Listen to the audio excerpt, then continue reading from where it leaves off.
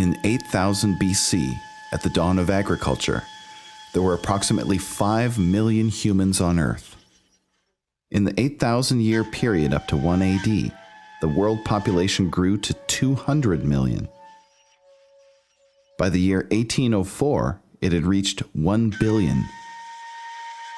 It took hundreds of thousands of years from the dawn of mankind for us to reach a population of 1 billion. With the Industrial Revolution, the world population exploded, and it took us only 123 more years to add another billion. By 1974, it had doubled again to 4 billion. By 2022, it had doubled again to 8 billion.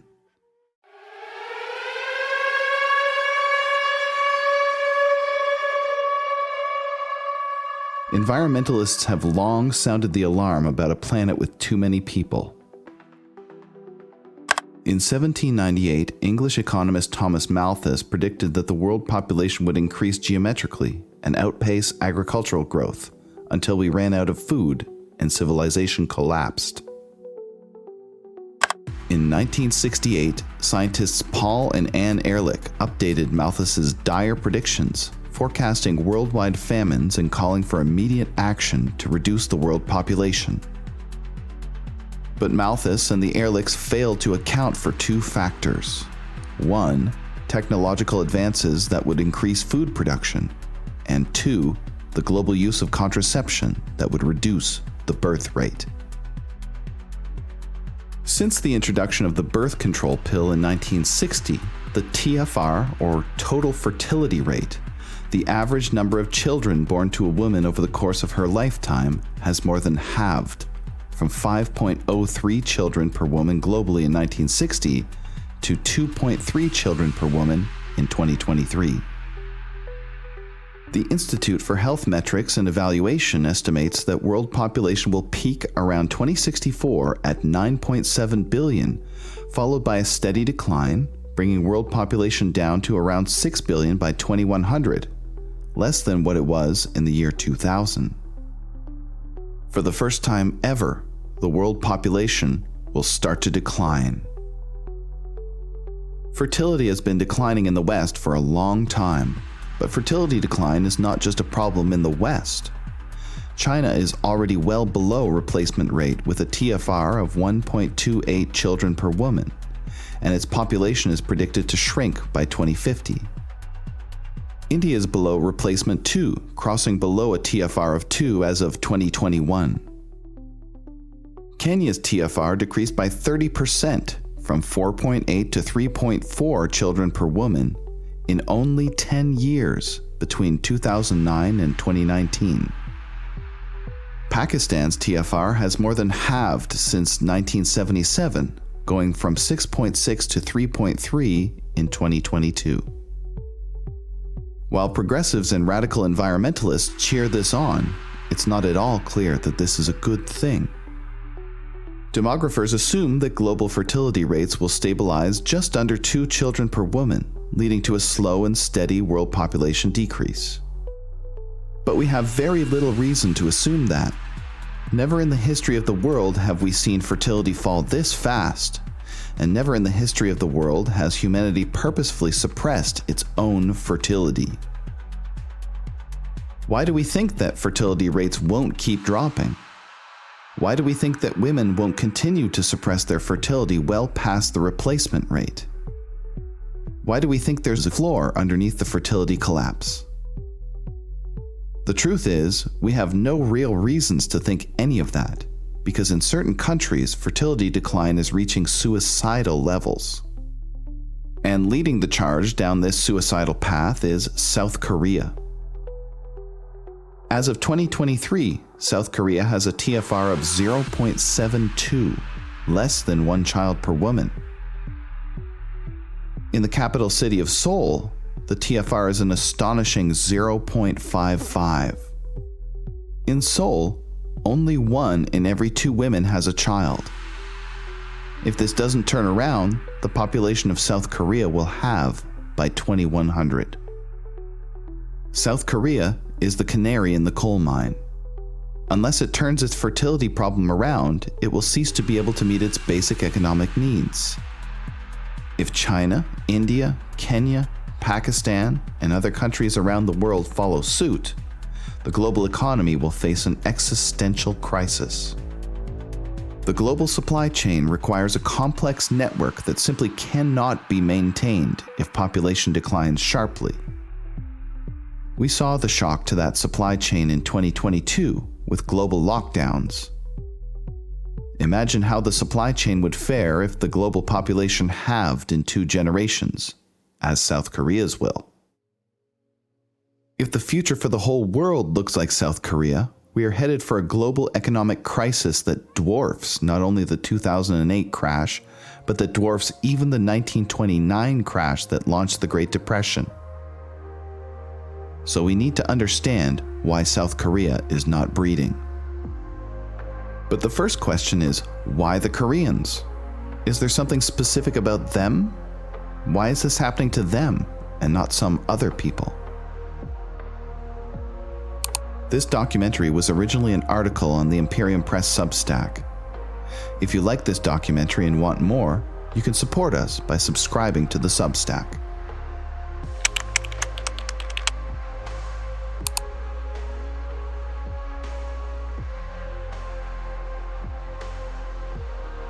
We have never seen a fertility collapse this aggressive in world history, but fertility decline goes back to the ancient world.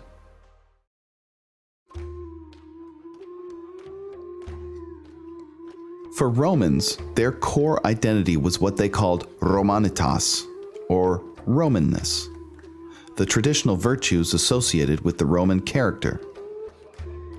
This included tradition, mos maiorum, religious austerity, pietas, and manliness, virtus. As the Roman Revolution unfolded, these virtues seemed old-fashioned. Suddenly a new force came into view, the individual. The individual had a new virtue in mind, personal freedom, libertas. This was the Roman equivalent of liberalism. Whether in the ancient world or the modern world, the effect of liberalism on fertility is to push it down. The old religion of the ancestor cult made having children a religious command. As libertas dissolved the old ancestor cult, children became less of a necessity and more of a burden. Roman patricians began using contraception. They forced their wives to have abortions, often leaving them sterile, sometimes leaving them dead. Augustus, Trajan, and other emperors brought forward legislation to reverse the moral decline and restore Romanitas. All of them failed. This decline, along with endless military service, pushed the native Roman population steadily down over time. The story of the West in the 20th century isn't much different. The details differ, but the outline is the same. With the rise of industrialization and the welfare state, children became a luxury and not a necessity. Contraception became widespread. We traded traditional folk ways for a culture of freedom. The ethos of most Western societies turned to one of personal gratification, self-absorption, and a love of what is foreign. But ancient liberalism and modern liberalism differed in one crucial way: feminism. When a society is in its final stages, it empowers its women with personal autonomy. Even in the Islamic Golden Age, you saw the proliferation of the female scholar, right before the Islamic world was conquered by the folkish and patriarchal Mongols. Women were empowered in the late stages of ancient cultures, but they were never as empowered as they are in the modern West. Female empowerment has become a qualitatively new phenomenon. We call it feminism. South Korea has all the symptoms of a late-stage culture, but it is suffering most acutely from feminism. This wasn't the case until very recently. Until 1945, Korea was a patriarchal society. Korea is a melting pot of religions, but the strongest influence has been Confucianism. Confucianism is a highly patriarchal way of life, where the woman's place is in the home. In many ways, it resembles the old Roman way of life. In Confucian society, one was not considered to have truly reached adulthood until one was married. Marriage was not the union of two individuals, but of two families. And the point of marriage was to continue the male lineage. Households were multi-generational and patrilocal, meaning the wife came to live with the husband's family. Sons inherited exclusively, and most of the inheritance went to the eldest son. This family was part of a larger kin group, the Tangnai. The Tangnai consisted of all descendants of a fourth-generation patrilineal ancestor. All these descendants performed the rites of the traditional ancestor cult, much like the Romans 2,000 years before. This ancestor cult made the family the center of all life.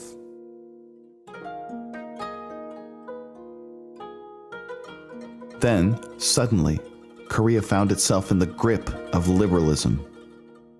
And liberalism acted as a kind of acid that broke down all these traditional social structures. But these structures didn't go away overnight. The legacy of Confucianism remains. The Koreans have had it for 1,000 years, and it has even shaped their biology. So, even though South Korea is now liberal, Confucianism still shapes the Korean national character. And understanding this character is key to understanding why South Korea is not breeding.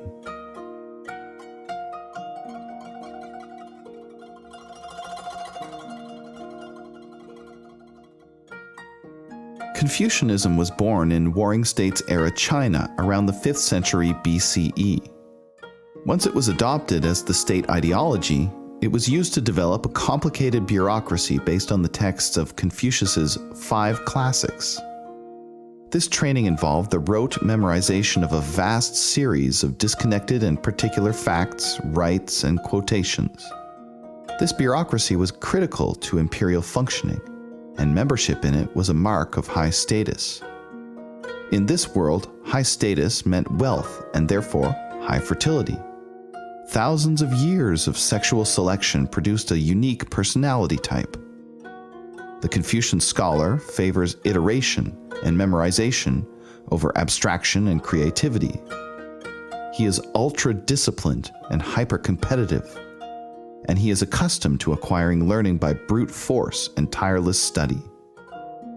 All this is still visible in China's hyper-competitive academic culture. The Confucian scholar was a walking textbook, and he became the psychological template for Chinese society. Korea went through a similar ancestral evolution, and understanding this evolution is critical to understanding why South Korean fertility is collapsing in the face of liberalization. You might still be wondering at this point, does liberalism really push down fertility? After all, Japan has been liberalized about as long as South Korea, but Japan's fertility is almost twice that of South Korea's. To help us understand how liberalism interacts with national character, we can compare Korea with Japan. From a Western perspective, Korea and Japan look very similar. But their history is very different, and so their national character has evolved differently. Korea centralized its government early, in about the 10th century, when it adopted Confucianism. Japan never truly adopted Confucianism until about 700 years after Korea, and it remained clannish and decentralized until very late. Korea is accustomed to centralized bureaucracy. Japan is accustomed to feudal warrior aristocracy. Korea is what we might call a priestly people. Japan is what we might call a knightly people. Korea is a priestly people. They are concerned greatly with school and work. Koreans are an industrious people focused on getting ahead and with little time for leisure. They are a culture of overachievement. We can see this overachievement culture in Han, a peculiar Korean melancholy.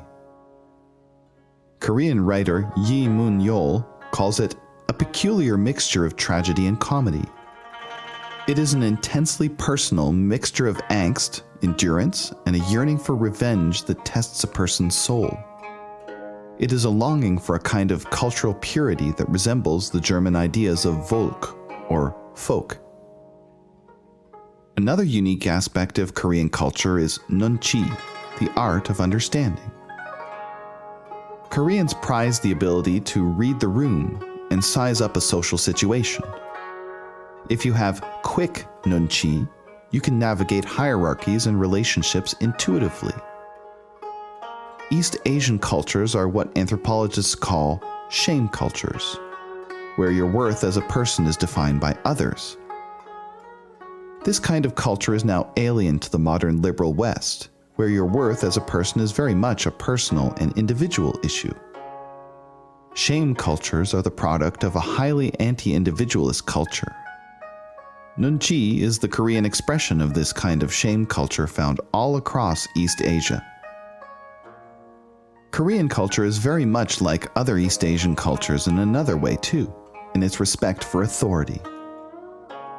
Confucianism emphasizes automatic obedience to authority, such as elders, teachers, and especially parents. Even within a permissive society, Korea has not been able to escape its ancestral conservatism. Girls are often forbidden to attend slumber parties. Adult children are expected by parents to leave the room if a sex scene appears on TV. And adult women are discouraged from taking taxis at night, even in very safe environments. So we can summarize the Korean character this way. 1. Rigorous formalism. 2. Shame culture. 3. Anti-individualism. 4. Melancholy. 5. Puritanism. And 6. Strong work ethic. The Korean work ethic is so strong that it would make a Calvinist blush. In fact, there are strong grounds for comparison between Northwest Europeans, especially the Germanics, and the Korean people.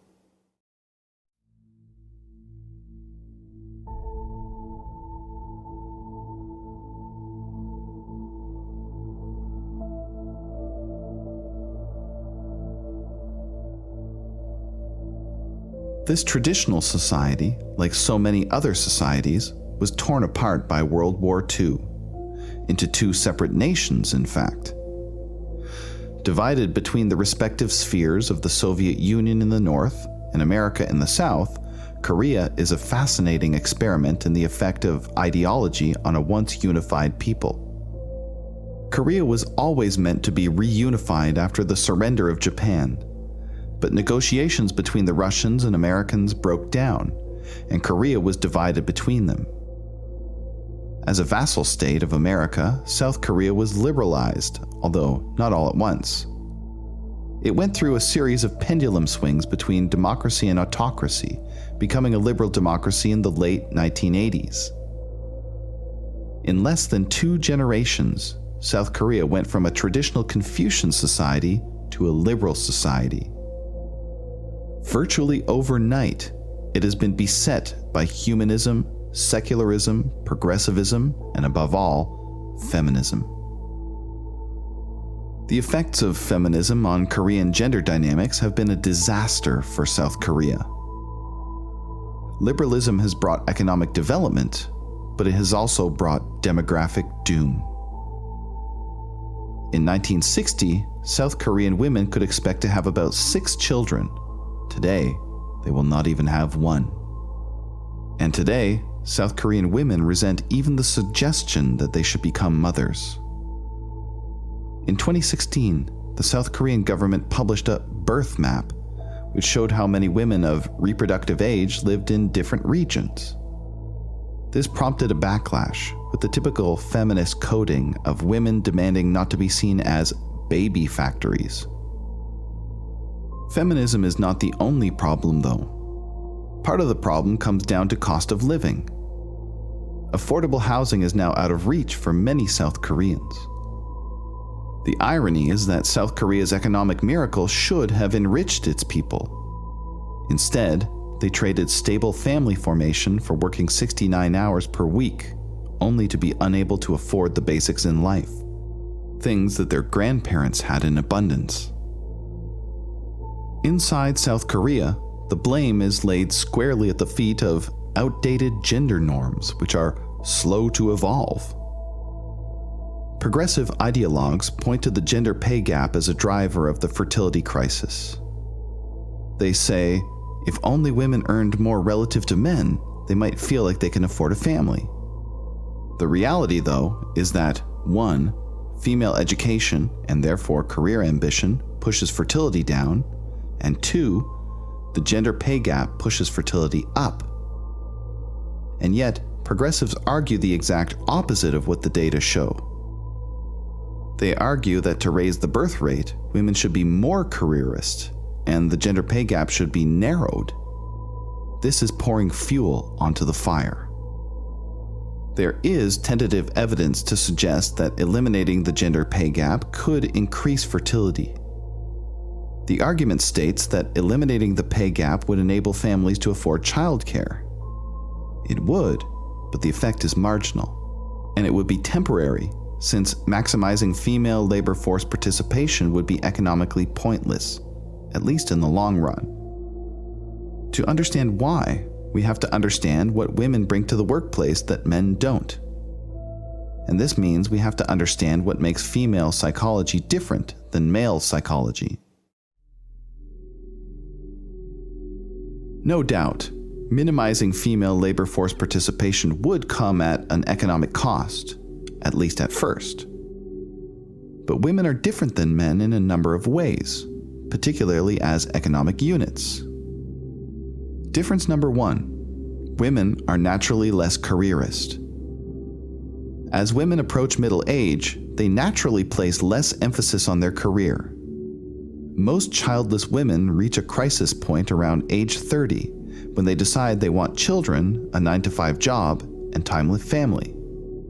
This leads them to give up serious career ambitions after 30 at a much higher rate than men, even for high-achieving women.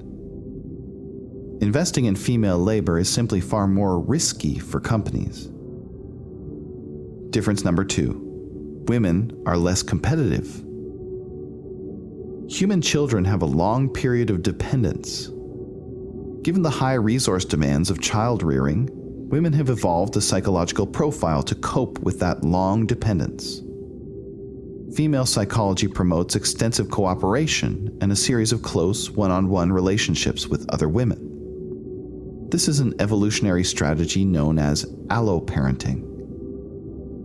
Women tend to be psychologically disturbed by the hyper-competitive environments required to make their company outperform other companies. This psychological disturbance leads them to work fewer hours, to drop out of career paths earlier, and most consequentially, to change their work environment so as to make it less competitive and lower performing.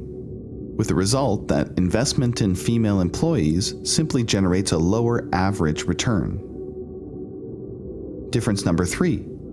Women are much less phenotypically variable than men.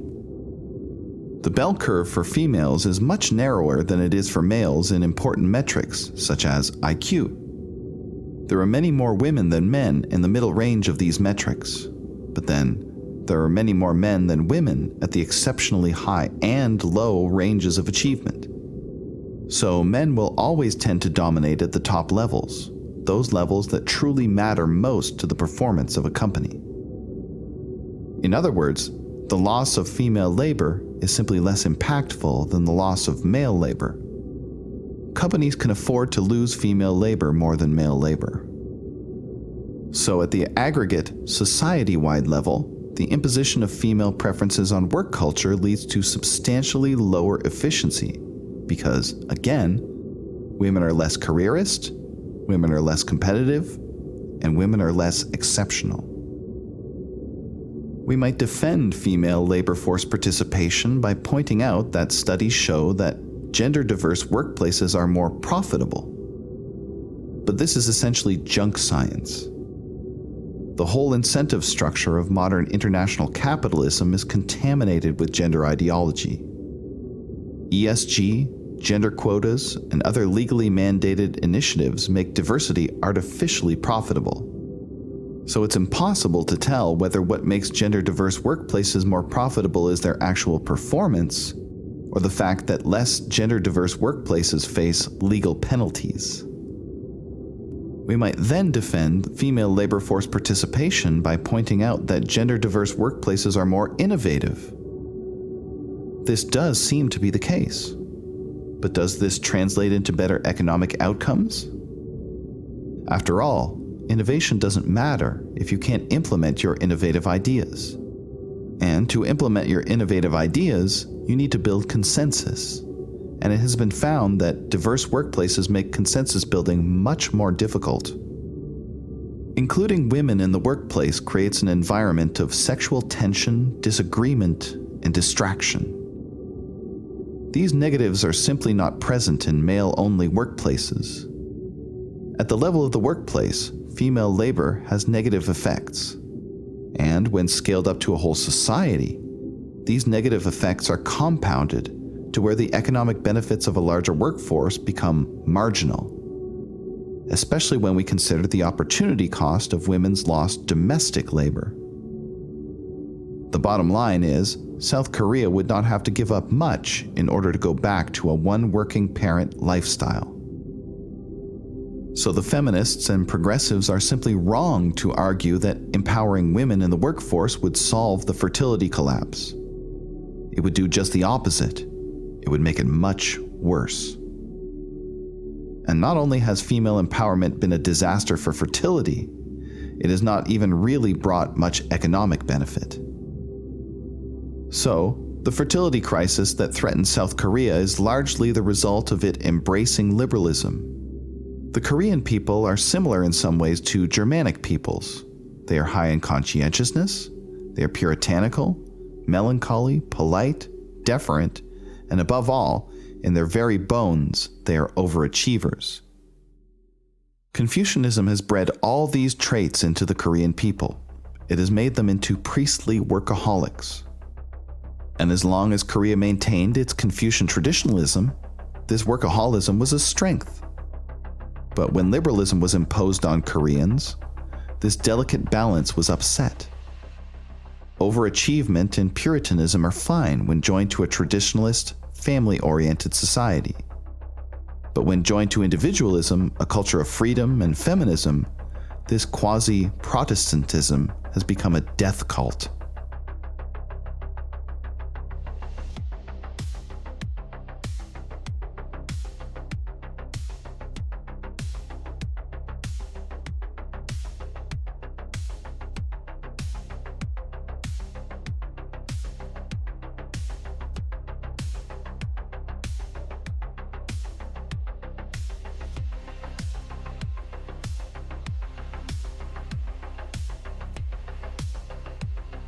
Before we say what South Korea needs to do to solve the problem, we will first look at what they are doing.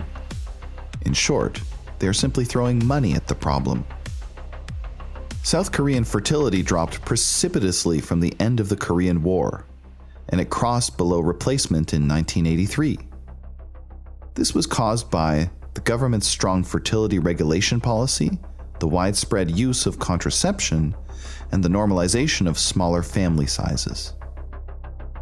In 1997, Korean fertility was pushed down further by the Asian financial crisis. In the 21st century, the expansion of capitalism has pushed Korean fertility down even further. Since 2008, South Korea has seen a 40% drop in fertility. But this is not because it has ignored the problem. In that time, South Korea has spent $215 billion on fertility initiatives. Mothers receive $1,510 upon the birth of a child. They receive $755 per month for infants up to age 1, $377 per month up to age 2, and a further $155 per month up to elementary school age. Some cities offer bonuses beyond that, and some cities now fund matchmaking services. In the 2022 election, South Koreans elected the unapologetically conservative Yoon Suk-yeol, who promised to abolish the Ministry of Gender Equality and Family. In 2023, he presided over a meeting of the Presidential Committee on Aging Society and Population Policy. The goal was to figure out why South Korea's fertility initiatives achieved nothing over 15 years. Unfortunately, the resulting plan of action was pointless. It only focused on secondary issues such as support for childcare, education, flexible work hours, parental leave, and housing stability. None of these are root causes. The fundamental reason Koreans aren't breeding is because women are more interested in careers than children. This was confirmed in a 2019 survey by the Korean Women's Development Institute, which said that a high percentage of young women would only choose to have children if their partners allowed them to keep their careers without facing an existential crisis. Progressives and feminists talk about work-life balance, but there can be no work-life balance while prioritizing female labor force participation. Korean women did not simply wake up one day and start demanding career options. They have been molded for generations by relentless, top-down social engineering emanating from outside Korea. In the mid-90s, the focus of international development shifted from population control to human rights.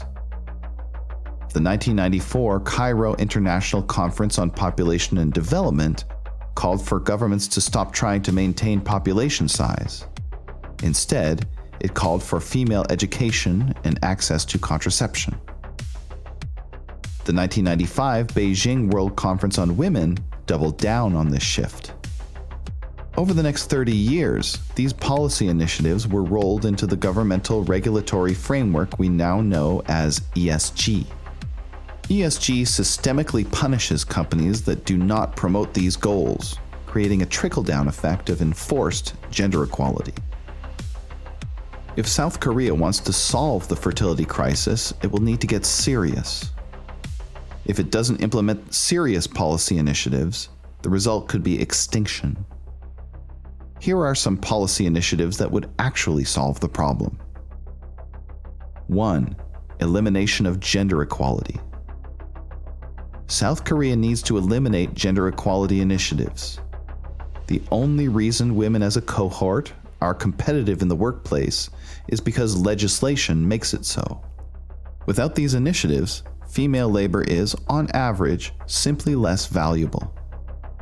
Without these initiatives, female labor force participation would naturally taper off, and the gender pay gap would naturally widen as a consequence of meritocracy. Female labor force participation drives low fertility, and the main tool propping up that participation is ESG initiatives.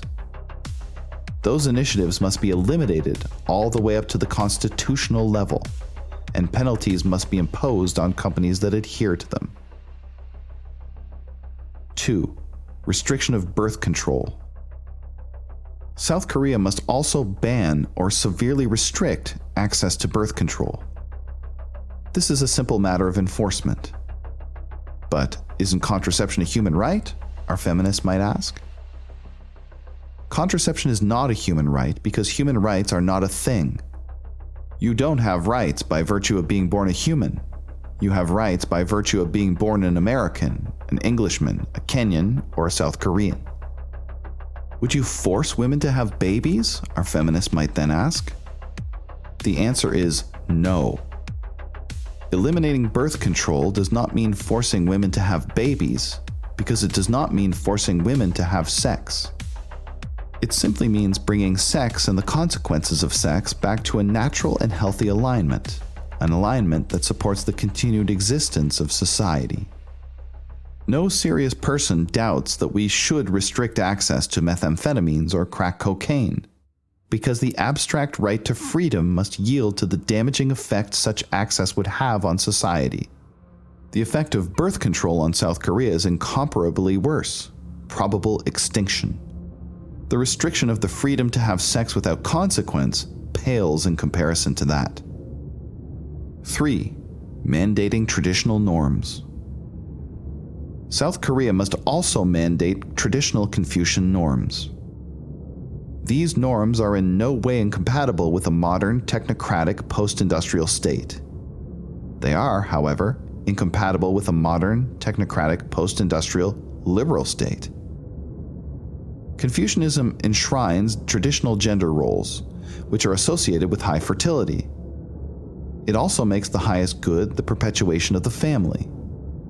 Low fertility must become a source of shame and low status, as it was historically for Koreans. This may be hard for the West to accept, but then the West is the source of Korea's fertility collapse. Koreans cannot look to the West to solve the problem that the West has imported into Korean society. Serious solutions are available to solve the fertility crisis. They are not a mystery. They have been known from the beginning of time. All that's lacking is willpower and resolve.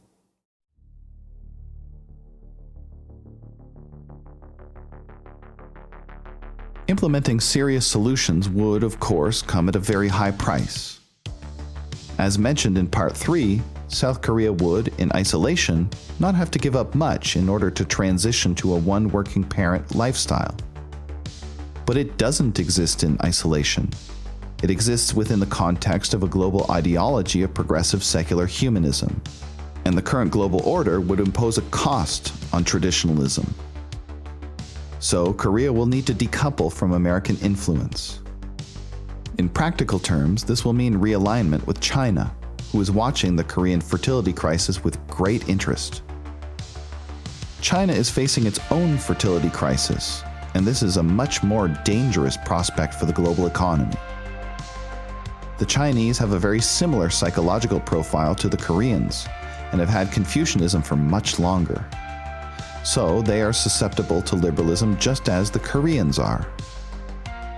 China will itself need to implement policy initiatives similar to the ones we have suggested to fix its own problems. And Korean realignment with China may not be as unlikely as it seems. The current international global order is breaking down, and America is no longer a unipolar power. America has her own problems. She may soon no longer be able to afford a vassal state on the edge of another great power's sphere of influence. Regardless of China, we can say that multi-generational families will disappear in South Korea. Not so much from birth rates, but from the broader liberal culture of self-absorption. Having grandparents live in the home would be great for child rearing, but the individualist culture of liberalism is pushing them out of the home. They will come to see their retirement as well-earned me time for a lifetime of hard work. This is already happening with the baby boomer generation in the West. But over a long enough time scale, the Korean fertility crisis will solve itself.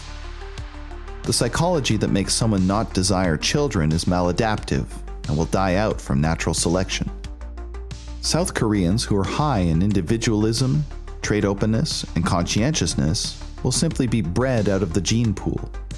Then, more eugenic Koreans will replace them naturally. But this doesn't mean South Korea's existence is secure. South Koreans can always be replaced by migration at the will of the international community.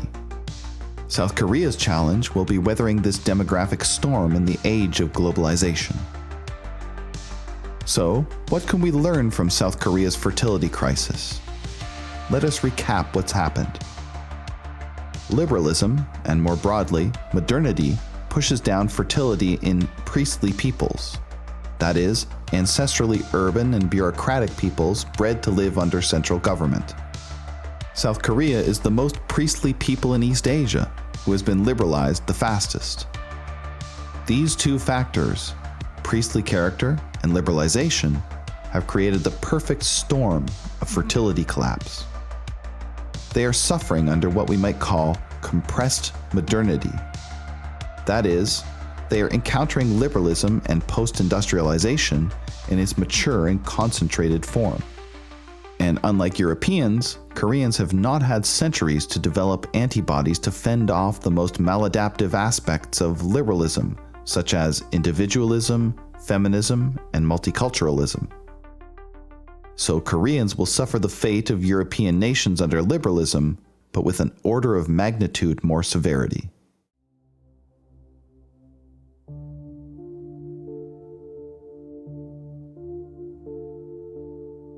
We need to learn the lessons that South Korea has to teach, because the South Koreans are not the only people who are encountering compressed modernity for the first time. Africans, Asians, Indians, Muslims, and others are encountering it too, and they are just as defenseless. And their birth rates are falling as fast as the Koreans' birth rates did in the 1960s and 70s, maybe faster. The South Koreans are the canary in the coal mine. They are getting liberalism first, but Africa, the Middle East, and others are right behind them. When we look at South Korea, we are getting a foretaste of what the future looks like for all non-European peoples. And their future looks anything but secure.